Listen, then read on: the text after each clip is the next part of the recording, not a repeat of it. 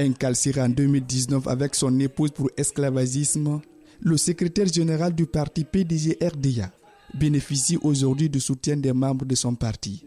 Les responsables du cercle politique ont profité de la date commémorative du 25 août pour lancer une levée de fonds afin de contribuer au paiement de sa caution.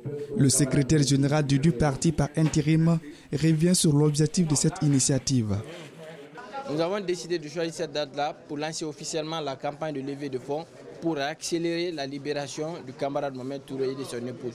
Et comme vous le savez, nous avons clairement dit que la mobilisation de ce fonds et le paiement de ce fonds n'est pas équivaut immédiatement à la libération du camarade. Mais ça peut aider, comme les avocats l'ont dit, à accélérer le processus du dossier.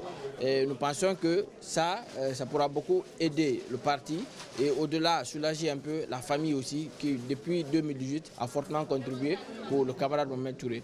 Et l'appel, donc, nous en profité pour lancer l'appel au peuple de Guinée pour une mobilisation, pour une prise de conscience par rapport au devoir que nous avons vis-à-vis des pères fondateurs, vis-à-vis du président Ahmed Sékou Touré, parce qu'il s'agit de son fils. Et pour nous, la redevabilité n'a pas de prix.